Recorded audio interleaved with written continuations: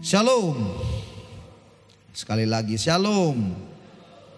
Puji Tuhan saudara-saudara, kita belajar lagi. Hari ini kita akan berbicara tentang bagaimana pemenang.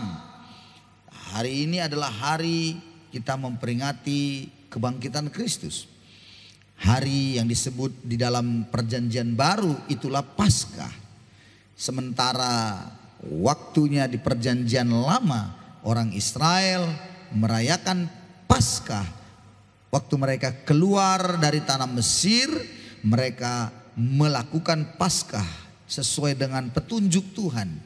Bahwa mereka harus mengambil anak domba, menyembelihnya dengan berbagai syarat-syarat di dalamnya. Nah, Anda bisa baca itu dalam kitab Keluaran pasal yang ke-12. Nah saudara-saudara, itu perjanjian lama di mana mereka menyembelih domba Paskah itu. Itu Paskah perjanjian lama. Tetapi di perjanjian baru, Paskah itu yang awalnya di perjanjian lama berbicara tentang kematian dari anak domba yang disembelih itu membuat mereka keluar dari perbudakan, itulah yang dirayakan. Tetapi perjanjian baru yang disebut Paskah di perjanjian lama, itulah Jumat Agung. Kematian domba, anak domba itu disembelih, perjanjian baru itulah kematian Yesus di atas kayu salib yang kita peringati 2 hari yang lalu, yang namanya Jumat Agung. Jadi perjanjian lama itu Paskahnya sudah berlangsung, di mana anak domba dulunya disembelih. Perjanjian baru Yesus mati di atas kayu salib, Jumat Agung. Dan kemudian apa yang dirayakan sebagai Paskah perjanjian baru? Perjanjian baru merayakan Paskah itu dalam arti kebangkitan Yesus dari kematian. Kalau Yesus tidak bangkit, kata kitab 1 Korintus, sia-sialah kita menjadi percaya kepada Kristus. Sia-sia saudara-saudara. Tidak ada gunanya kita itu menjadi pengikut Kristus kalau Yesus itu tidak bangkit. Bayangkan, itu artinya saudara-saudaraku, Anda memiliki seorang yang Anda yakini dalam hidup Anda bahwa dia adalah seorang yang hidup selama-lamanya, bangkit dari kematian, hidup selama-lamanya. Amin saudara-saudaraku. Ada banyak orang yang berpikir bahwa ya sama aja sih semua agama. Iya betul, kalau Anda lihat dari konteksnya hanya bicara agama. Tapi bicaranya bukan bicara agama, tapi bicara tentang karya keselamatan. Karya keselamatan itu di dalam Kristus kita peroleh melalui pengorbanannya di kayu salib. Dan akhirnya maut itu ditaklukkannya dengan cara dia bangkit dari antara orang mati. Jadi kalau Yesus tidak bangkit, sama aja dia dengan nabi-nabi yang ada di dunia ini. Sama aja dengan nabi-nabi yang katanya setiap agama itu punya nabi. Sama saja. Tapi berbeda dengan Kristus yang sudah bangkit dari antara orang mati. 1 Korintus pasal 15 ayat 14. Coba lihat. 1 Korintus 15 ayat 14. Dikatakannya, andai kata Kristus tidak bangkit, tidak dibangkitkan, maka sia-sialah pemberitaan kami dan sia-sialah juga kepercayaan kamu. Wow. Jadi kalau Yesus nggak bangkit, saudara-saudara, sia-sia. Ya sama aja dengan agama-agama yang di luaran sana, yang ngomongnya semuanya bicara tentang katanya bisa masuk surga. Itu pun hanya mudah-mudahan, belum tentu, belum ada kepastian. Ngomongnya selalu surga akan diberikan, dijanjikan surga. Ditanya, udah yakin?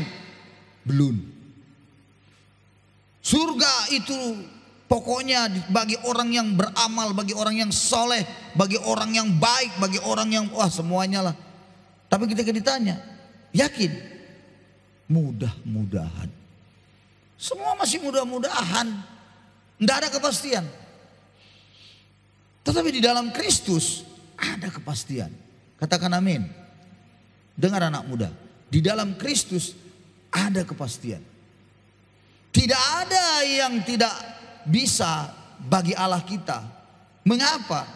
Waktu dia ada dalam dunia, dia mengerjakan banyak hal yang luar biasa. Namun kau harus sadari bahwa dia datang ke dalam dunia. Satu hal penting yang harus dilakukannya. Dia memang harus mati di atas kayu salib. Dan bangkit dari antara kematian. Dari kebangkitannya itulah dia mengalahkan maut. Ayat 17-nya 1 Korintus 15. Ayat 17-nya berkata, jika Kristus tidak dibangkitkan, maka sia-sialah kepercayaan kamu dan kamu masih hidup dalam dosamu. Berarti dosa masih ada dalam hidup dan kita hidup dalam dosa, otomatis dosa itu akan mengantarkan kita ke neraka. Tidak ada saudara-saudaraku yang bisa menyelesaikan dosa. Dengan perbuatan baikmu tidak pernah bisa. Tidak pernah bisa. Semuanya itu masih mudah-mudahan. Makanya dengar baik kau yang masih muda hari ini. Jangan kau anggap bahwa apa yang hari ini kau tangkap, bahwa engkau menjadi Kristen dan kau beribadah, menyanyi, memuji Tuhan, dan kau berpikir bahwa sama dengan yang lainnya yang di luaran sana. Dalam konteks agama itu semua. Tidak, saudara-saudaraku. Karena Kristus sudah mati dan bangkit, itulah yang membuat Anda memiliki sebuah kehidupan masa depan yang Anda bisa jalani dengan penuh kepastian. Kehidupan masa depan yang kau akan jalani itu akan dapat tuntunannya jika engkau menyerahkan hidupmu kepadanya. Dia akan memimpin engkau, dia akan menuntun langkahmu satu langkah demi satu langkah. Tapi kan banyak orang gak mau begitu. Ya, semalam saya melayani.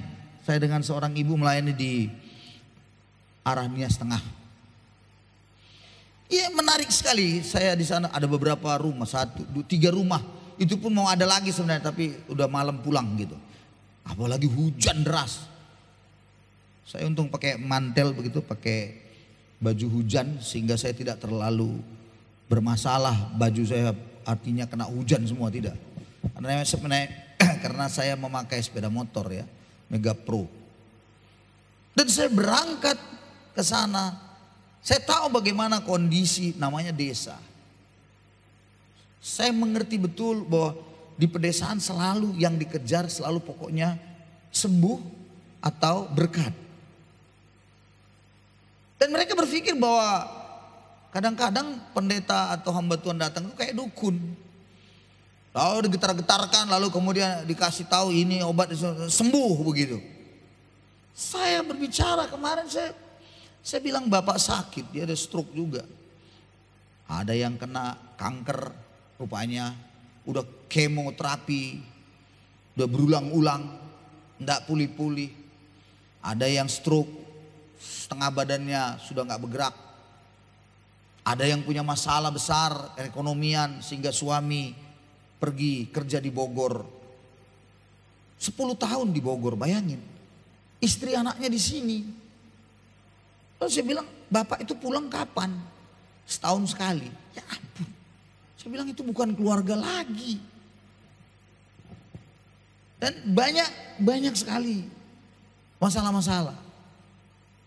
Tapi yang menarik, yang membuat saya, mereka tidak mengerti. Itulah kondisi pedesaan. Nggak ngerti bagaimana sebenarnya karya Kristus nyata dalam hidup mereka. Sakit kemana? Ke dukun. Kan banyak begitu. Coba lihat di kampung-kampung lain, ya kan? Giginya berlobang. Kemana dia? Dicarinya inaviso.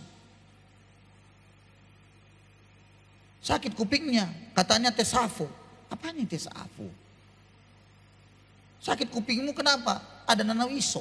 Kan begitu kan? Mengerti maksudnya? Tapi katanya tesafo. Apaan yang tesafo? Cobalah dulu kita berpikir realistis. Kalian ini yang sudah berpendidikan. Cobalah kalau ke kampung. Coba jelaskanlah sama orang-orang kampung itu. Saudara-saudara kita juga semua kan. Bapak Talumu di situ, Bapak Saamu di situ. Dan itu sangatlah memberikan sebuah kesimpulan ya. Buat saya itu katakanlah kesimpulan bahwa ternyata memang karya salib Kristus itu, kematian dan kebangkitannya itu tidak dimengerti. Tidak meresap. Ibadah-ibadah, gereja-gereja. Tapi nggak sampai ngerti. Saudara-saudara, kalau kita berpikir hari ini hanya berkat saja, hanya selalu bicara tentang saya bagaimana dapat yang namanya ekonominya mantap lah, diberkati, owu begitu ya, sehat, sembuh dari sakit, hanya itu, saya pikir rugi sekali. Yesus datang untuk itu, bukan datang ke dalam dunia itu. Yang paling utama bukan sakit sembuh. Yang paling utama adalah dia menyelesaikan dosa kita di kayu salib. Dia tanggung dosa-dosa itu dengan penderitaan yang mengerikan itu di kayu salib. Dan kemudian dia bangkit pada hari yang ketiga. Wow. Jadi saudara-saudara, kita semua harus sadar betul-betul. Ya. Bagaimana Tuhan menaklukkan maut itu. Dengan demikian kita yang menerima Yesus juga menaklukkan maut itu. Diberikan Tuhan kemenangan pada kita. Waktu Yesus menaklukkan maut itu, dia bangkit pada hari yang ketiga, dia menang atas maut. Maka setiap engkau yang percaya pada Yesus, engkau yang sangat yakin akan Yesus, bahwa dia adalah Tuhan Juru Selamatmu satu-satunya, maka kemenangan itu pun diberikannya juga untukmu. Halo, mengerti maksudnya? Kemenangan itu diperoleh bukan dengan hasil usaha kita, tapi kemenangan itu diperoleh lewat kasih karunia daripadanya, bukan kekuatan kita. Itu bedanya kekristenan dengan agama lain.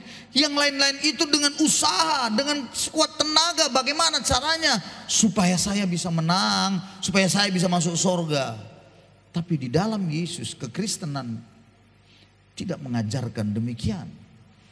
Kita menang karena Yesus sudah terlebih dahulu menang dari maut, dan kemudian dia berikan kemenangan itu pada kita. Maka itu yang sering disebut kita lebih dari pemenang.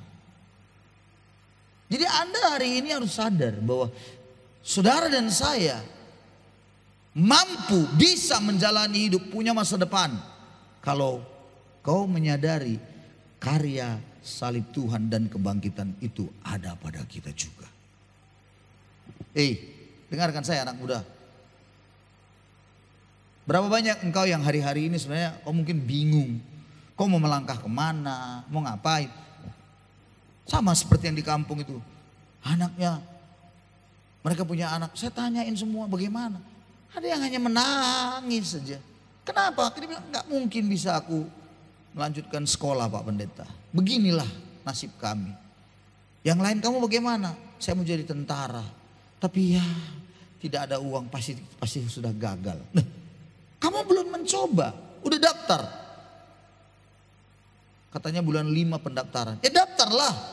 Tapi kayaknya gak mungkin Pak Pendeta. Pasti saya gagal karena gak ada uang. Saya bilang, kau tidak ada uang tapi kau punya Yesus yang hebat. Kenapa kau tidak coba? Berharap kepada Tuhan. Masalahnya adalah tidak pernah berjalan di dalam Tuhan dan tidak mau juga mencari Tuhan. Itu persoalannya. Gak mencari Tuhan, berdoa juga gak pernah. nggak pernah minta sama Tuhan sungguh-sungguh, ya pantaslah. Udah mohon maaf, udah miskin, hidupnya begitu-begitu pas begitu aja, udah susah, muka juga pas-pasan, nggak cari Tuhan juga, ya udahlah, nggak ada gunanya lah kok hidup memang. Bahasa kasarnya orang Batak suka bilang apa? Mati maho, matilah kau situ. Nggak sadar-sadar gitu. Udah susah, udah menderita, cari dukun lagi, bukan cari Tuhan. Habislah udah, pantaslah hidupmu begitu-begitu saja berputar-putar di situ. Dan tinggal nunggu kapan matinya. Udah habis, selesai. Aneh loh saudara-saudara. Dikasih tahu Yesus sudah mati untuk dosa-dosamu. Yesus mengalahkan maut. Kalau maut saja dikalahkannya, dirinya saja dia korbankan, mana mungkin dia tidak akan menolong engkau? Dia pasti akan menolongmu. Hui, dia pasti. Percayalah. Ada banyak kesaksian. Ada orang-orang non-muslim, saya dengar di YouTube, bagaimana diperlakukan oleh suaminya yang lama itu. Disiksa betul. Karena dianggap perempuan itu kelas bawah. Suaminya selalu begitu. Akhirnya sampai anaknya itu katanya mau dibuang sama suaminya itu, demi supaya istrinya itu menuruti perintahnya. Karena sudah tidak sanggup lagi, dia lari, dibawa anaknya, dia lari, dia tinggalkan. Dan suaminya itu mau membunuh dia lagi. Ternyata memang suaminya punya ilmu, ya, punya gelemu gitu, ilmu setan itu. Ada pegangannya. Tapi kemudian dia pergi. Dengar baik. Dia bilang begini. Kalau memang benar Tuhanku itu yang kusembah selama ini, Tuhan yang hidup, kenapa aku dibiarkan begini menderita? Wah, bonyok betul mukanya itu, disepak begitu. Diam doa, tidak ada pertolongan. Tapi satu kali dia cuma mendengar bahwa Yesus sudah bangkit dan dia hidup. Dalam dirinya berkata, kalau Yesus itu hidup, pasti dia akan dengar doa saya. Masih dalam posisi sembayangnya. Dan dia mengucapkan hanya minta permohonan. Dia bilang cuma apa? Kalau benar Yesusnya orang Kristen itu hidup, aku mohon pertolongan hari ini. Dan tiba-tiba saat itu pula Tuhan datang padanya. Dia dalam bentuk, saya tidak tahu bagaimana, tapi dia merasa seperti ada yang putih bersinar begitu. Dan di situ dia tahu Yesus hidup. Dalam gemetarnya dia bermasih, dalam sembayangnya dia berlutut. Dia tahu bahwa Yesus hidup. Maka dari karena itu dia menyerahkan dirinya. Dan sejak saat itu, pertolongan demi pertolongan Tuhan dia bisa lihat dalam hidupnya. Akhirnya dia ada di dalam sebuah komunitas gereja. Dan dia bekerja dengan baik. Sampai kemudian ada seorang yang ingin menikahi dia kembali.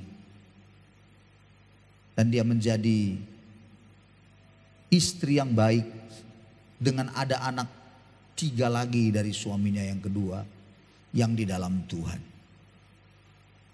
Pelajaran semua dari kesaksiannya, dia cuma bilang bahwa Yesus itu benar-benar hidup. Saudara-saudara, dia tidak mengenal Tuhan dahulu. Jadi kalau ada orang yang meragukan Yesus itu, bilang pada Tuhan, datang Tuhan, kau hidup. Aku mau hari ini kau tunjukkan padaku jalan-jalanmu itu Tuhan. Kau hidup. Mari Tuhan, jamalah aku. Pernahkah kita mengucapkan itu? Tapi kita seringkali ragu bahwa dia hidup. Kita bimbang bahwa Yesus itu hidup. Kita takut bahwa Yesus itu seolah-olah tidak mampu. Apa Yesus itu? Kau salah. Yesus itu hidup. Dan dia memberikan engkau selalu pertolongan ketika kau datang. Tapi kita seringkali tidak mau datang, itu masalahnya. Itulah persoalan kita. Bayangkan ya, coba lihat. Dengarkan ini sebagai contoh nih. Anda punya sebuah pekerjaan. Ada yang mau dikerjakan. Ini mau dikerjakan ini.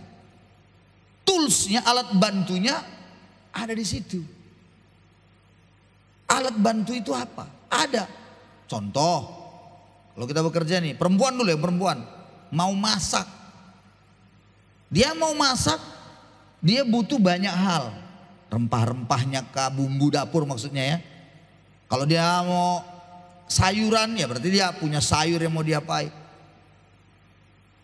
Terus dia mau masak itu, segala sesuatunya udah tersedia. Ada alat bantu. Apa alat bantu itu? Ya harus ada pisau. Menolong dia menyelesaikan pekerjaannya. Tapi anehnya kan kalau ada wanita udah tahu itu ada pisau, ada alat bantunya di situ, nggak dilakukannya juga. Capek lah dia ngulitin bawang sampai berair-air matanya. Bagaimana lah dia menggiling yang namanya cabai itu. Ada alat bantu tapi nggak dilakukannya. Kan bodoh itu namanya. Bodoh nggak itu? Bodoh lah. Sama. Anda tahu surga itu luar biasa. Anda tahu mau ke sana. Tapi sudah ada. Tanda kutip saya bilang alat bantunya gitu. Apa itu? Yesus. Dia tahu jalan ke sana. Dia mengerti ke sana. Tapi anehnya nggak digunakan. Kan bodoh itu namanya. Nah itulah. Mengapa demikian bodohnya? Dua biasa gendangnya. Yang pertama, ada setan yang selalu mengganggu pikiran kita. Dia selalu bilang, mustahil, jangan percaya. Tidak betul. Mana itu? Tidak ada itu. Jangan yakin. Lebih bagus kau pergi ke dukun, dikasihnya kau nanti selembar daun sirih. Itu gunakan, lebih mantap. Pergi kau ke Ina Afiso di sana, nanti dikasihnya kau segelas air putih yang sudah diludahinya. Lebih yakin lagi kau itu. Bodoh-bodoh. Bodoh-bodoh. Yesus dia hidup. Tapi kau tidak mau datang. Tidak mau kau gunakan. Dan berkata, Yesus ini hidupku, tolong aku. Masa depanku Tuhan ada di dalam tanganmu. Karena dia hidup. Dia dari kekal sampai kekal. Alfa Omega. Dari selama-lamanya sampai selama-lamanya. Dia ada. Jauh selama-lamanya. Dari selama-lamanya sebelum dunia ini ada. Dia sudah ada. Dan kemudian dia tahu nanti kau tahun depan bagaimana. 2 tahun lagi kau bagaimana. 10 tahun lagi kau mau jadi apa. Dia tahu semua jalannya. Dan dia tahu caranya bagaimana. Kenapa kau tidak menyerahkan dirimu padanya?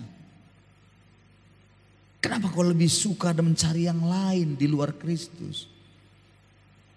Jadi makna kebangkitan Kristus yang katanya kita diberikan kemenangan itu. Kemenangan itu hanya menjadi bagian kita kalau kita percaya sungguh padanya.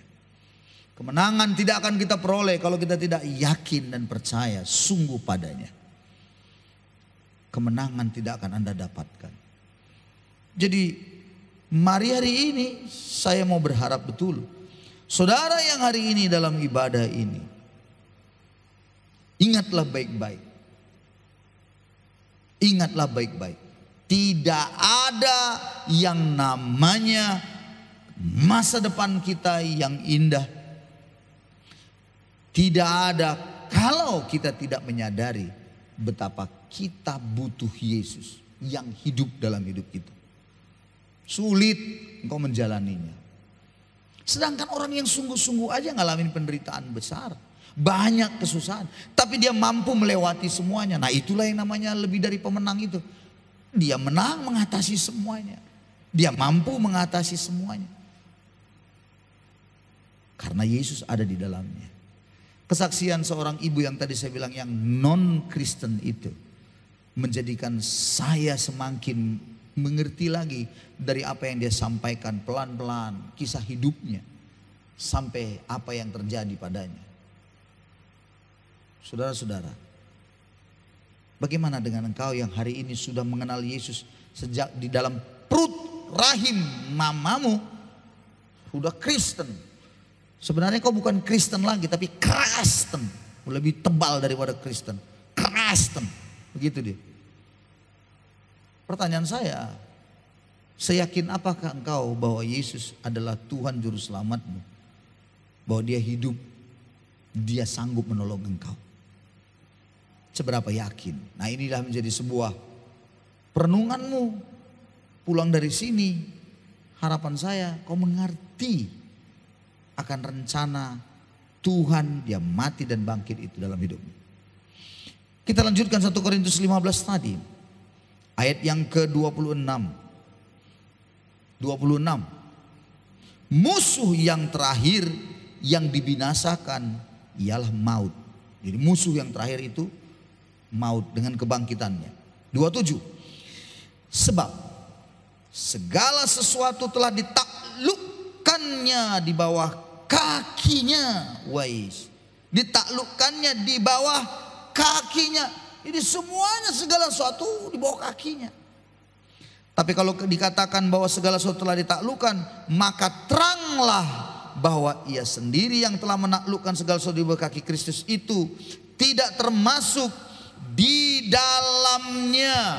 Artinya segala sesuatu ditaklukkan di bawah kakinya, berarti bukan dia yang takluk. Dia sendiri tidak termasuk di dalamnya. Tetapi terus lihat 28. Kalau segala sesuatu telah ditaklukkan di bawah Kristus, maka ia sendiri sebagai anak akan menaklukkan dirinya di bawah dia, yaitu Allah yang telah menaklukkan segala sesuatu di bawahnya, supaya Allah menjadi semua di dalam semua. Wow, saudara-saudara, ingat baik-baik ya saudara. Segala sesuatu sudah diletakkan di bawah kaki, segala sesuatu. Nah, kita sekarang ada di dalam Yesus. Kalau segala sesuatu diletakkan di bawah kaki Tuhan, nah kita percaya kepada Yesus. Yesus ada di dalam kita. Berarti segala sesuatu pun sudah di bawah kaki kita. Itu yang disebut kita menang, karena Yesus sudah menang. Amin. Jadi penderitaan, kesusahan bisa kita taklukkan. Di bawah kaki itu artinya kemenangan kita. Amin ya saudara. Kan di bawah kaki itu kita injak-injak, berarti kita sudah menang. Menangnya kenapa? Karena Yesus di dalam kita. Wow. Jadi saudara-saudara, bagaimana dengan hidupmu hari-hari ini? Saya akhiri. Yakinkah engkau? Aku cuman kadang-kadang banyak kali, jujur ini saya bilang, sampaikan firman Tuhan, berbuih-buih, apa semua, tapi sulit kali nangkep. Bahasanya suka saya lihat, badannya yang di gereja, pikirannya entah kemana-mana, sehingga dia tidak mengerti juga. Nah, saya berharap tidak ada di sini hal seperti itu. Anda pulang, Anda semakin mengerti, iya ya, saya harus andalkan Tuhan. Amin. Saya harus sungguh-sungguh mempercayai Tuhan. Jadi kalau engkau menggapai masa depanmu, kalau engkau bekerja, melakukan banyak hal, ingatlah kau itu adalah seorang pemenang. Kenapa? Karena Yesus sudah menang dan dia ada di dalam engkau. Dan kau berjalan, ada susahmu, ada penderitaanmu, ingatlah bahwa Yesus sudah menyelesaikan semuanya. Dia baik dalam hidup saudara. Setuju ya saudaraku? Amin ya. Amin ya. Jalani dengan sukacita. Hadapi bersama Tuhan. Engkau akan mampu, engkau akan bisa. Karena Tuhan itu sanggup dan Dia mau menyediakan yang terbaik bagi kita anak-anaknya. Saudara-saudara, jangan pernah engkau ragu akan kasih-Nya. Walaupun menderita, jangan ragu. Bapak yang semalam kami layani, kanker udah kemoterapi. Memang dia bisa duduk, bisa jalan. Hari Minggu kemarin tuh dia rupanya datang ibadah. Jauh-jauh tuh dari desa itu. Jadi datang di ibadah dan dia mintalah saya ke sana melalui seorang jemaat di sini. Dia mau dilayani lagi, didoain. Tapi saya ingetin, walaupun didoakan, saya tetap ingatkan dengan sungguh-sungguh saya minta padanya. Percayakan hidup pada Tuhan. Sembuh atau tidak sembuh, bukan itu yang utama. Pertanyaan saya katakan, apakah Bapak tetap yakin akan kasih Tuhan dalam hidup Bapak? Kalau Bapak belum sembuh, bukan berarti Tuhan jahat. Dan kalau Bapak pun sembuh misalnya, itu hanya menunda kematian. Karena suatu hari pasti mati juga. Singkatnya saya bilang, kalau Bapak sembuh, sebenarnya apa harapan Bapak? Apa yang mau Bapak lakukan? Saudara-saudaraku, dia cuma terdiam. Makanya saya katakan, kalau begitu, hidup Bapak kalau Tuhan sembuhkan, coba renungkan, apa yang Bapak mau lakukan dalam hidup ini. Saya akan berdoa buat Bapak. Saya akan meletakkan tangan dan saya berdoa. Saya berdoa. Saya katakan padanya, yakinkan hidup Bapak dalam Yesus. Percayalah, Tuhan sanggup menolong Bapak. Tapi seandainya pun Bapak tidak sembuh, bukan berarti Tuhan kejam, Tuhan jahat. Tuhan Yesus tetap baik. Ada lagi yang lain, ini yang kadang-kadang buat bingung. Sakit, stroke lagi tuh, tapi masih bisa jalan. Udah periksa ke Jakarta, 2 kali ke Jakarta, udah sembuh, tapi kumat lagi, ke Jakarta lagi. Istrinya, dia jujur terbuka, dia ngobrol tentang suaminya. Maafkan aku Pak, aku harus bicara sama Pak Pendeta. Dia ceritakan semua. Kenapa kumat lagi Pak? Sudah dilarang dokter Pak Pendeta. Jangan lagi kau merokok. Jangan lagi kau makan sirih. Jangan lagi kau makan daging-daging. Tapi itulah yang dilanggarnya terus Pak sampai hari ini. Saya bilang, kalau begitu saya tidak perlu berdoa. Jawabannya sudah Ibu tahu, Bapak tahu. Itulah Pak, saya nggak ngerti nengok suami saya.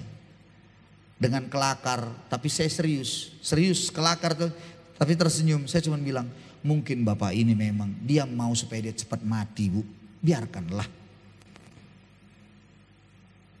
Kaget dia, minta maaf Pak ya, kan itu yang Bapak minta kan, nggak apa-apa, mati aja Pak. Dan itu jauh lebih baik daripada menyusahkan istri. Percepatlah kematian Bapak. Justru karena saya ngomong bicara begitu, ketika doa semua kami, dia sudah nangis berdoa, Tuhan ampuni aku, Tuhan ampuni aku. Dalam hati saya, ya kalau diampuni Tuhan sih diampuni, dosa diampuni. Tapi kalau langgar lagi besok lusa, ya kembali lagi ngerokok, kembali lagi makan daging-daging, kembali lagi makan lagi itu sirih lagi semua. Aduh. Celaka 12-nya saudara-saudara.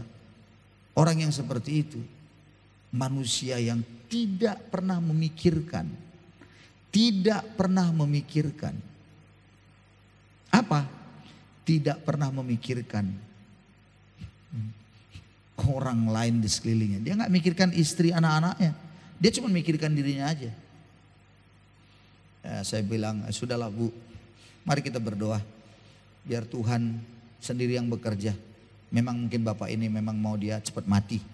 Kita serahkan sama Tuhan. Lalu istrinya bilang, jangan dulu cepet-cepet mati lah Pak. Kata, lah ya itu yang dia minta. Kadang-kadang saudara-saudara, kita ini lucunya di situ seringkali mau sehat, didoa-doakan mau, tapi melanggar terus. Macam mana lah? Mana bisa itu sembuh dan tidak akan mungkin bisa pulih. Hari ini kita akhiri dan mari kita berjalan. Kita diberikan Tuhan pasti kemenangan demi kemenangan, bersama Tuhan kita pasti menang. Amin. Sing-singkan lengan bajumu, raih hari depanmu, masa depanmu indah di dalam Tuhan. Mari kita datang kepada Tuhan, tundukkan kepala. Terima kasih Bapak yang baik.